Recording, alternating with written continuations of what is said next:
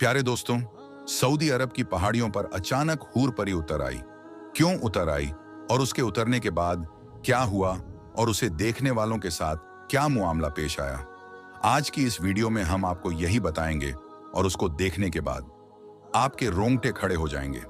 मगर दोस्तों, वीडियो में आगे बढ़ने से पहले आप लोगों से एक छोटी सी गुजारिश है कि इस वीडियो को एक लाइक करके चैनल को सब्सक्राइब जरूर कर लीजिएगा। दोस्तों, जब से ये दुनिया बनी है, इंसान अपने ख्वाहिशात की तकमील हर सूरत चाहता है और उसके पीछे भागते भागते मायूसियों में घिरता जाता है। और कैसी अजीब बात है कि दिल्ली ख्वाहिश जिसको हासिल करने के लिए इंसान ने लाखों जतन किए, हर तरह की मुश्किलात का सामना किया, वो जब हासिल कर ली जाती है तो इंसान उसकी नाकदरी भी फौरी तौर पर कर देता है। दोस्तों, ये वाकया जो आज हम आपको बताने वाले हैं, ये इबरत है ऐसे लोगों के लिए जो अपने ख्वाहिशत को पाकर उसकी नाकदरी करते हैं। प्यारे दोस्तों, बात आज की नहीं है, मगर आपको आज की ही लगेगी। सालों पुरानी बात है। हिंदुस्तान में एक मुस्लिम शख्स जिसका नाम अली जमाल था, रहता था। यह कहानी तब शुरू हुई जब अली जमाल अपनी जवानी में उम्रा करने सऊदी अरब गया। इबादत के दौरान उस पर एक अजीब कैफियत तारी रही। वो 5 वक्त का नमाजी, परहेजगार, नेक शख्स था। उम्रे के दौरान जियारत करते हुए सफा मरवा की पहाड़ियों पर अचानक रोशनी दिखाई दी और उसे इंतहाई खूबसूरत हूर परी का चेहरा दिखाई दिया, जो थी तो नकाबपोश, मगर उसका हुस्नो जमाल ऐसा था कि वो देखता ही रह गया। उस हुर के सफेद पर सराहत कर रहे थे ये कैफियत चंद सेकंड की थी दोस्तों, मगर चंद सेकंड की झलक उसको दीवाना कर गई। वहां जायरीन की भीड़ की तरफ देखते हैं। उसे लगा कि ये मंजर सब ने देखा होगा, मगर दोस्तों, ये मंजर शायद उसी ने देखा था। हकीकत में ये तस्वुर की आंख में ये तो अल्लाह जानता है, लेकिन हुआ कुछ यूं कि बाकी के अय्याम में वो बस उसी ख्याल में खोया रहा और उसका दिल किसी सूरत में चैन नहीं पा रहा था। वो उमरा अदा करके घर वापस आया तो खोया खोया सा रहता था। घर में उसकी बस एक माँ थी। बाप का इंतकाल बचपन में ही हो चुका था। उसके लिए अपना कुल शर्माया सिर्फ उसकी माँ थी, मगर उमरे से वापसी पर वो माँ को भी वैसे ना मिला जैसे वो मिला करता था। मैं फौरन समझ गया कि कुछ ना कुछ तो मसला है। उसने पूछा भी, मगर अभी जमाल ने कोई जवाब ना दिया। उसके बाद जमाल ज्यादातर इबादत में मशगूल रहता। आधी आधी रातों को उठकर जाए नमाज पर दहाड़े मार मार कर रोता। माँ का इकलौता था। माँ को फिक्र रहने लगी। उसने ये जिक्र अपनी एक बहन से किया तो उसने एक मशवरा दिया कि बेटे की उम्र शादी की हो चुकी है, उसकी शादी कर दो, देखना वो ठीक हो जाएगा। माँ को यह मशवरा मुनासिब लगा। अली जमाल का रिश्ता तलाश करना शुरू कर दिया।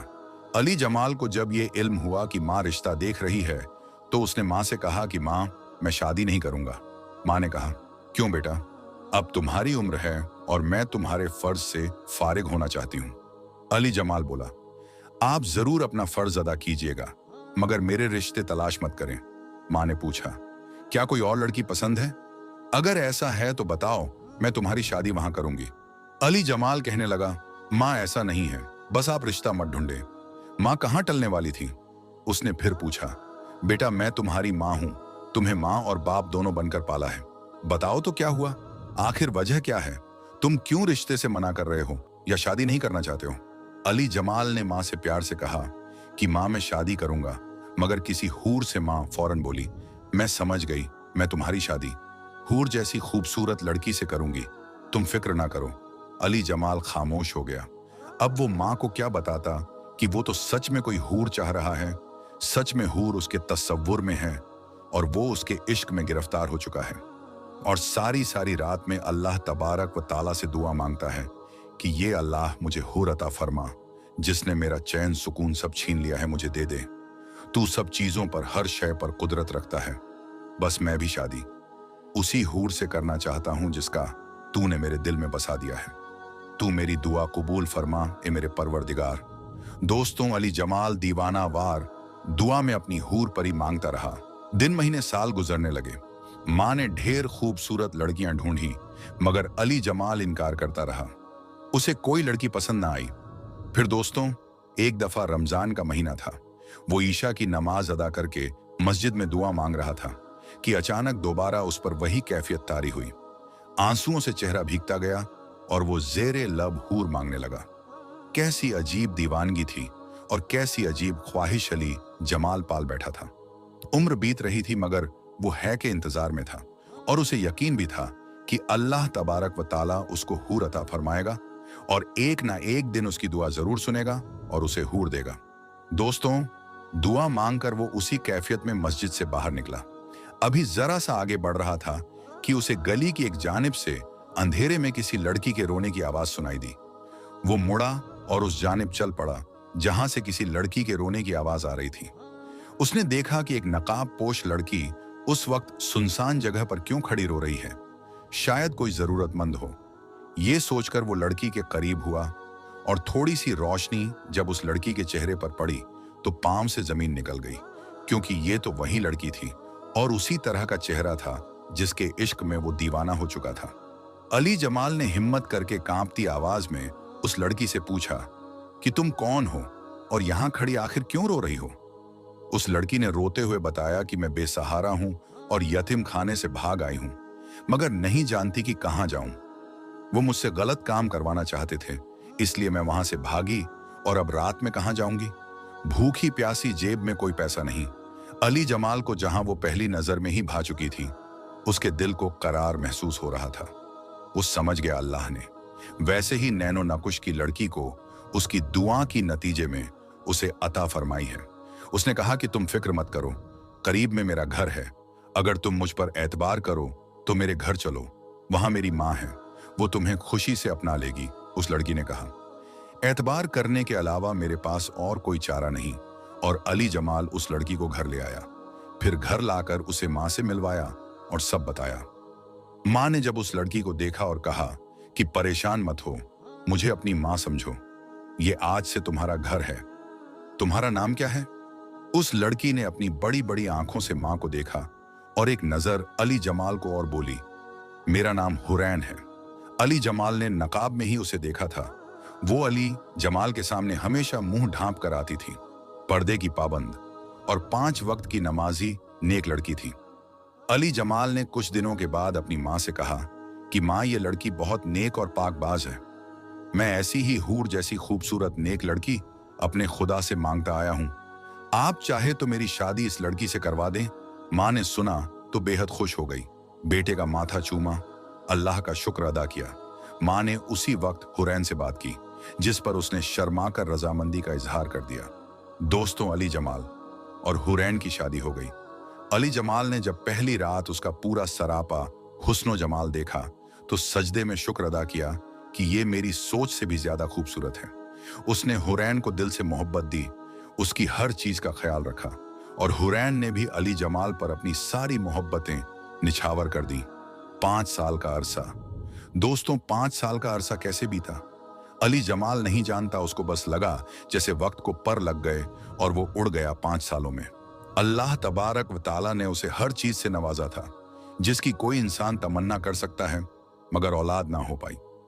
माँ ने 5 साल सब्र किया, मगर अब उसका सब्र का पैमाना टूटने लगा, क्योंकि उसको अपने बेटे से नस्ल की ख्वाहिश थी। उसने बेटे से बात की। बेटे ने कहा, माँ, ऐसा सोचना भी मत, मुझे उससे मोहब्बत है। अगर उससे औलाद होगी तो ठीक, वरना मैं कभी भी उसका दिल नहीं तोड़ूंगा। मगर माँ ने तो जैसे इस बात की जिद पकड़ ली। अब दोनों में थोड़ी शक्तियां आ गई। हुरैन तो कभी भी अली जमाल से उसकी माँ की तानों का जिक्र नहीं किया करती थी, मगर अली जमाल उन सब बातों से चिड़चिड़ा हो गया। वो हुरैन को बात बात पर गुस्सा हो जाता। एक दिन माँ से अच्छी भली गर्मी सर्दी हो गई। वो कमरे में आया और खामोशी से बेड पर बैठ गया। उन्होंने कहा कि आप क्यों परेशान होते हैं? मत हो, आप माँ की ख्वाहिश पूरी करें। मैं तो आपसे मोहब्बत करती हूँ और इस घर के अलावा और कहाँ जाऊंगी। मेरा तो सब कुछ है, मगर आपको दुखी नहीं देख सकती। आप दूसरी शादी कर लें। मेरा मत सोचे तो अली जमाल ने कहा, नहीं हुरैन, मैं कभी भी दूसरी शादी नहीं करूंगा। मैं तुमसे मोहब्बत करता हूं। वो मुतमिन हो गई। दोस्तों, कुछ वक्त और बीता और तलखियां बढ़ती चली गई और हालात ने अली जमाल को सोचने पर मजबूर कर दिया। उसके अंदर भी औलाद के ख्वाहिश ने जन्म ले लिया और एक दिन गुस्से में उसके मुंह से हुरैन के लिए ताना निकल गया कि तुम तो मुझे औलाद जैसी खुशी तक ना दे सकी, तुम बांझ हो, मैं बेनस्ल रह जाऊंगा। दोस्तों, ये सुनना था कि हुरैन खड़ी हो गई और कहने लगी, क्या बात है जमाल, देखा अपनी दुआओं का नतीजा। अली जमाल ने हैरानी से ना समझने वाले अंदाज में हुरैन को देखा और बोली, अरे पागल, मैं तुम्हारी दुआओं का नतीजा थी। तुम खुदा से रो रो कर हूर मांगते रहे हो और खुदा ने किसी कबूलियत के लम्हे तुम्हारी दुआ सुन ली और मुझे तुम्हारे लिए भेजा था। अली जमाल ने कांपती अंदाज में पूछा कि तुम क्या बोल रही हो, इस बात का क्या मतलब है? हुरैन का दुपट्टा गिरा और बोली कि अरे पगले, तुम अल्लाह से हूर मांगते थे और हूरों के यहाँ औलाद नहीं हुआ करती। अली जमाल का पूरा जिस्म कांप गया और उसने देखा कि हुरैन के पर निकल आए। हुरैन ने कहा, अब चलती हूं। बेशक इंसान बहुत बड़ा नाशुक्रा है, अपने ख्वाहिशों के लिए ही मारा जाता है। ये कहने के साथ हवा में फड़फड़ाने की आवाज के साथ नजरों के सामने से ओझल हो गई और अली जमाल पागलों की तरह देखता रह गया। ये ख्वाब था या हकीकत? क्या उसने अपनी दुआ ही को खो दिया? नाकदरी कर दी। प्यारे दोस्तों, यकीनन ये कहानी सुनकर आप सबक हासिल करेंगे। दोस्तों, आज की इस वीडियो में हम बात करेंगे एक ऐसे फकीर की जिनकी कब्र पर सांप हाजिरी देने आते हैं, और जब उनकी वफात हुई थी पहाड़ की चोटी पर, तो वो खुद एक मस्जिद में गए और नमाजियों को बोला कि ऊपर मैयत पड़ी है, उसको दफन कर दो, और उनकी कब्र हाथों से पहाड़ी पर खोदी गई थी। पहाड़ रेत की तरह नरम हो गया था। ये बड़ी ही दिलचस्प वीडियो है और यकीनन आज की इस वीडियो में हम आपको एक ऐसी कहानी सुनाएंगे जिसको सुनकर आप भी हैरान हो जाएंगे। एक लाइक करके क्योंकि दोस्तों, लखनऊ की सड़क पर एक गैर मुस्लिम लड़की जो कि मुसलमानों से सख्त नफरत किया करती थी, टोपी दाढ़ी वालों से नफरत किया करती थी, वह अपना बैग, अपना सामान लेकर रोड के किनारे किसी गाड़ी वाले का इंतजार कर रही थी। गाड़ी वाले उधर से गुजर तो रहे थे, लेकिन कोई रुकने का नाम नहीं ले रहा था, और ये लड़की किसी के आगे अपना हाथ भी नहीं दे रही थी। फिर अचानक जब एक मुसलमान ऑटो वाला उधर से आता हुआ दिखाई दिया, तो उस लड़की ने उसके आगे हाथ दे दिया और फिर उस ऑटो वाले ने अपना रिक्शा रोका। उस लड़की के साथ में जो कुछ किया, यकीनन आप लोग भी जानकर हैरान हो जाएंगे। इसलिए दोस्तों, आज की इस वीडियो को पूरा जरूर देखिएगा। ये वीडियो आपको काफी दिलचस्प लगेगी। आप चाहे हिंदू हो या मुस्लिम, आप इस वीडियो को पूरा जरूर देखिए, और अगर आपको वीडियो अच्छी लगे तो मेहरबानी करके अपने दोस्तों रिश्तेदारों में जरूर शेयर कीजिए, ताकि और भी लोगों तक ये वीडियो पहुंच जाए। तो चलिए बिना किसी देरी के हम अपने वीडियो में आगे बढ़ते हैं। दोस्तों, तो जैसा कि मैंने आपको बताया कि एक बार लखनऊ की सड़क पर एक हिंदू लड़की किसी ऑटो वाले का इंतजार कर रही थी। बहुत देर से वो इंतजार कर रही थी। उधर से गाड़ियां तो आ जा रही थीं, लेकिन कोई रुकने का नाम नहीं ले रहा था, और उसको अपने घर के लिए देरी भी हो रही थी। अचानक उसे एक मुसलमान ऑटो वाला आता हुआ दिखाई दिया। उसने उसके आगे अपना हाथ दिया और उसको रुकने को कहा। ऑटो वाले ने कहा, जी मेम साहब, आप कहाँ जाना चाहते हैं? लड़की ने जब देखा कि ऑटो वाला एक मुसलमान है और उसके सर पर टोपी और उसके चेहरे पर दाढ़ी है, तो उसने ऑटो वाले को एक मौलाना समझकर अपने दिल ही दिल में सोचा कि इससे कह दो कि आप यहाँ से चले जाइए, मुझे कहीं नहीं जाना। मगर उसके घर एक सुनसान जगह पर होने की वजह से टैक्सी वाले उधर से जाना नहीं चाहते थे। कफन को हटाया, ऊपर से बहुत गर्मी भी लग रही शख्सियत थी जो उनको उस लड़की के पास और कोई चारा नहीं था, इसलिए उसको ना चाहते हुए भी मुस्लिम ऑटो वाले के साथ बैठना पड़ा। गायब हो चुके थे। लड़की ने कहा, जी मुझे सिविल लाइन जाना है। ऑटो वाले ने कहा, जी छोड़ दूंगा। अल्लाह तबारक तो लड़की ने पूछा कि कितने पैसे लगेंगे। ड्राइवर ने कहा कि जी मेम साहब 200 रुपए लगेंगे। दफन कर दिया जाए। लड़की ने इससे पहले वाले सफर को याद किया और उसने सोचा कि इससे पहले जाने के लिए मैंने 300 रुपए दिए थे। पहाड़ी इलाका फिर वो सोचने लगी कि सब लोग कहते हैं कि ये टोपी वाले लोग उस जमीन और मौलवी बहुत बुरे होते हैं और बहुत लालची भी होते हैं और हवस के मारे भी होते हैं।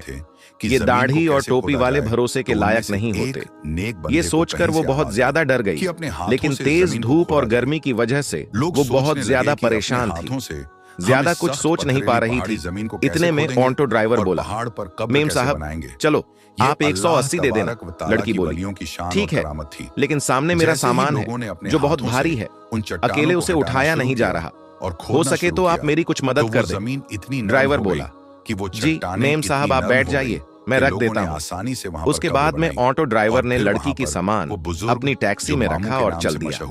थोड़ी देर चलने के बाद ऑटो ड्राइवर ने कहा, मेम साहब क्या है ना, कि दरअसल एक बयान में सुन रहा था जो बीच में ही रह गया था। अगर आपकी इजाजत हो तो क्या मैं इसको सुन लूं?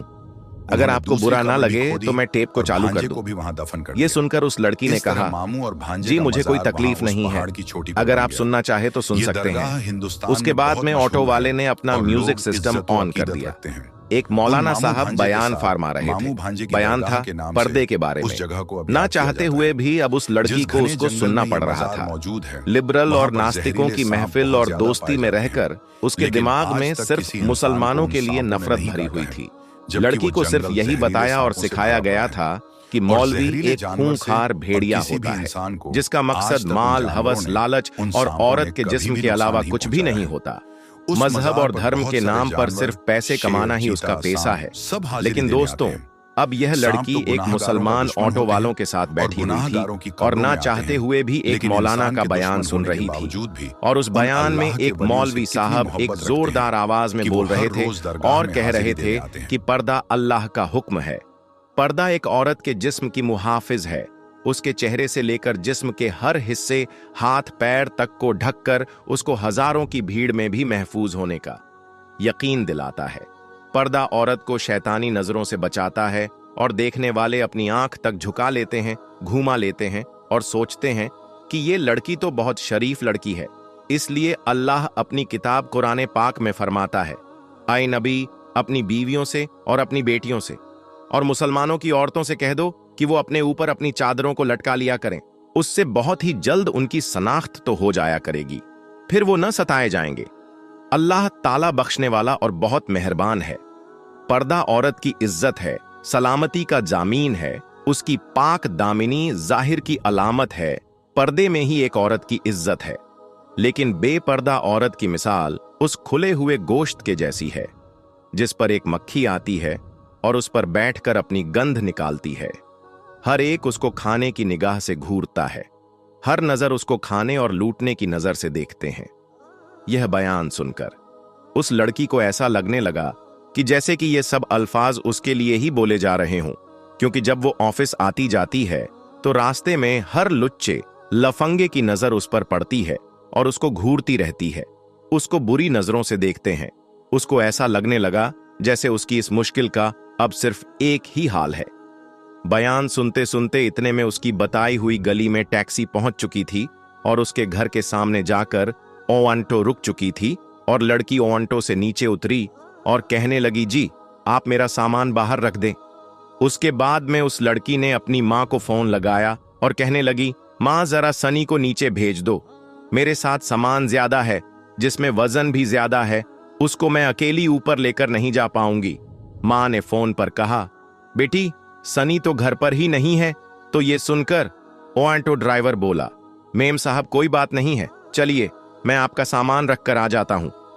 लड़की के दिमाग में पहले यह सोच आ चुकी थी कि यह शायद पैसों के लालच में सब कुछ कर रहा है, चलो इसी से अपना सामान रखवा लेती हूं, उसके बाद में जो यह पैसे बोलेंगे मैं इसको दे दूंगी। यह सोचकर लड़की बोली, अच्छा ठीक है, आप ही रख दीजिए। इसके बाद उस ओवांटो वाले ने उसका सामान उठाया और पहले माले में जाकर उस लड़की के कहने पर एक फ्लैट के सामने उसका सामान रख दिया। उसके बाद में उस लड़की ने 300 रुपये निकाले और ऑटो वाले को देने लगी। ये देखकर ऑटो ड्राइवर बोला, मेम साहब 300 रुपये की इस बात के लिए। ये सुनकर वो लड़की कहने लगी, दरअसल कुछ दिन पहले मैं जब एक ऑटो में आई थी तो उस ऑटो वाले ने मुझसे 300 रुपये ही लिए थे और फिर आपने तो मेरा सामान भी उठा दिया है। अगर उसके पैसे आपको अलग से चाहिए तो मैं वो भी देने के लिए तैयार हूं। ऑटो ड्राइवर बोला, मेम साहब आप अपने ये पैसे अपने पास रखिए, हमारी बात जितने में हुई थी उससे ज्यादा पैसे मैं आपसे नहीं लूंगा। और बात रही आपके सामान उठाने की, तो हमारा दीन हमें यही सिखाता है कि हमें दूसरे लोगों से हमदर्दी का दर्स देता है, इसलिए मैंने आपका सामान उठाकर आपकी मदद की है और उसके पैसे आपसे अलग से मैं नहीं ले सकता। ये कहकर ऑटो ड्राइवर जाने लगा तो उस लड़की के मुंह से निकल गया कि क्या आप एक मौलवी हैं? ऑटो ड्राइवर मुस्कुराया और कहने लगा, मुझे लगता है मौलवियों के बारे में आपको गलत जानकारी दी गई है, आपको मुसलमानों के बारे में गलत गाइड किया गया है। मैं एक मौलवी, आलिम और हाफिज तो नहीं हूं, लेकिन मैं उनसे मोहब्बत करने वाला एक सच्चा मुसलमान हूं। यह कहकर ऑटो वाला जाने लगा और लड़की अपनी आंखों में आंसू लिए अपने घर की तरफ जाने लगती है। तभी ड्राइवर बोला, अगर आपको एक मुसलमान की जिंदगी क्या होती है यह देखनी है तो अल्लाह के पैगंबर हजरत मोहम्मद सल्लल्लाहु अलैहि वसल्लम के बारे में आप पढ़िए। इनसे अच्छी मिसाल आपको दुनिया में और कोई भी नहीं मिल सकती। आपने औरतों के हक में उस वक्त आवाज उठाई थी जब लड़कियों को जिंदा दफनाया जाता था। आपने फरमाया कि एक मजदूर को उसकी मेहनत की कमाई उसका पसीना सूखने से पहले ही दे दिया करो। इसलिए याद रखें, अगर कोई इंसान गलत काम करता है तो इंसान गलत हो सकता है, उसका धर्म या मजहब नहीं। आज के दौर में लोग इतने ज्यादा मग्न हो गए हैं जिनको खुद इस्लाम के बारे में मालूम नहीं, तो फिर वह अपने बच्चों को इस्लाम के बारे में क्या बताएंगे। याद रखें, इस्लाम 100% पाक और साफ मजहब है। किसी के कहने से या सुनने से इसको बुरा भला ना कहें। अगर फिर भी आपके दिमाग में इस्लाम को लेकर कोई गलत फहमी बनी हुई है तो आप खुद पैगंबर हजरत मोहम्मद सल्लल्लाहु ताला अलैहि वसल्लम के बारे में पढ़िए। यूट्यूब पर बहुत सारी वीडियो उनकी जिंदगी के बारे में आपको मिल जाएगी। बहुत सारी सीरीज भी आपको मिल जाएगी।